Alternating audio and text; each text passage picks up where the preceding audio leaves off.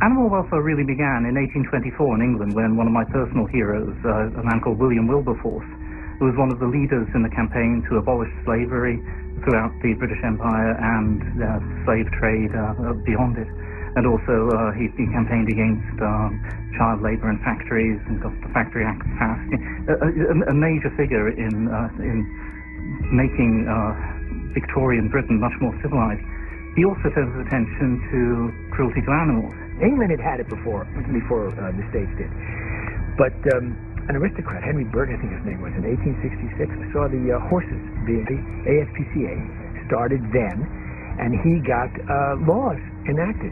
It was in the late 1800s, actually, and a woman was listening to a mother who continually abused her daughter in another apartment day after day, week after week, and she had called the police, tried every avenue she could to help that little girl. There were no laws covering the abuse of children, your own children.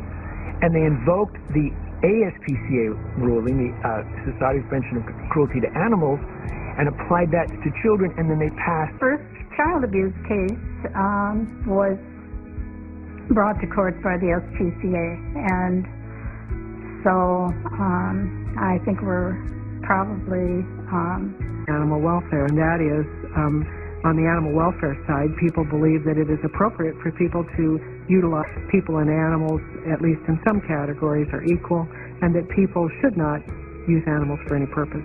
An animal welfarist would say, well, I don't like animal testing, but if you're going to do it, you should make sure the animal doesn't suffer. Okay, an animal rights person would say, screw you, you have no right to invade and abuse an animal to gain any of this information unless that animal willingly jumps. Be allowed to live. They're not half life when they don't have a family. Well, let me tell you, they have a family. These are all our kids. And the problem between animal welfare people is, don't you dare tell me we don't get along because we all have different ideas on how to raise our kids.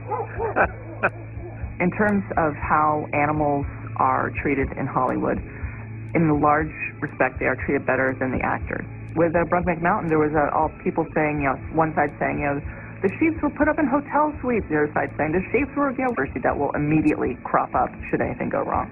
In essence, it's replaced the duty of care of man towards the animal with the idea that animals are mopping cruelty to humans are also justified in stopping cruelty to animals.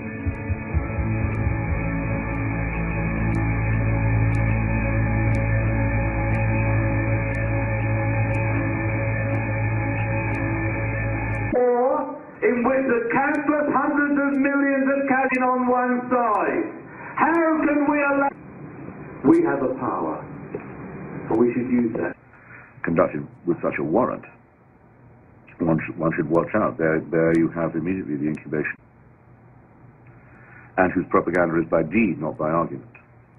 Case in point, Dr. Jerry Vlasic, practicing trauma surgeon in law rights group.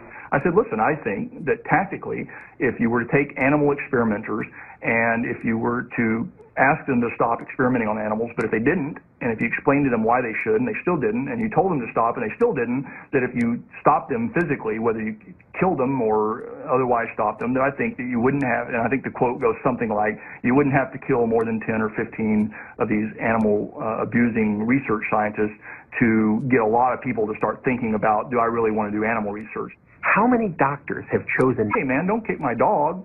And the guy says, he weighs 200 pounds and he's a weightlifter, and he says, I'm going to kick your dog if I want to kick your dog. Then I think most people would say that you would have the right to stop him from kicking your dog. And if you had to hit him with a 2x4 or something, then that would be certainly morally justifiable. And so I'm just using whatever means are necessary. I think that's a morally defensible argument. These labs, these fur farms, these factory farms, these stores, they weren't built for any other purpose than to kill animals and to market oppression and to profit from the misery. It is simple. Plastic gel, you put in sponge, which is soaked also with flammable liquid, and I couldn't find an incense stick, but this represents that. You put the incense stick in here, you light it, you place it. Underneath the weapon of mass destruction, you light the incense stick. They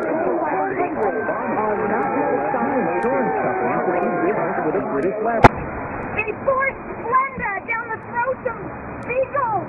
But even when you go into a store and you see this product was not tested on animals, what that really means is that that product specifically wasn't tested on animals, but every ingredient. But kept very meek, very small man, non-threatening, because again, tax dollars at work. If that man's a threat, I don't know what they're going to do. Huntington Animal Cruelty USA for the past few years before I had to resign because of this current indictment. And Josh and I and 5 others are currently under federal indictment, charges that we feel are very constitutionally flawed and charges. My name is Josh.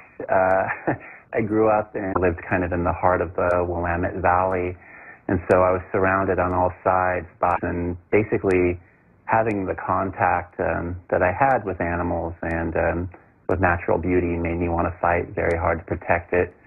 So from the time I decided terrorist. Look, the Shack movement is very interesting just because it's so violent and so disturbing. Sort of a special interest subset of the Animal Liberation Front. Don't ask for animal liberation. Just take it.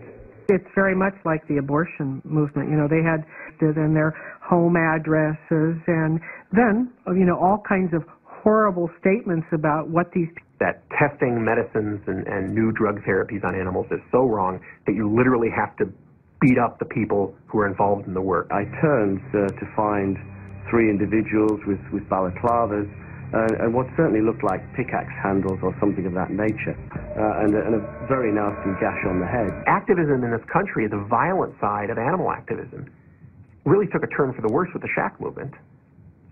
And if somebody doesn't put a stop to it, either with new laws or with some effective prosecutions, it's just a matter of time before the whole movement starts to say, hey, who cares what's right or wrong? Let's look at what works. If the states are making it illegal and dangerous to demonstrate lawfully, people are going to go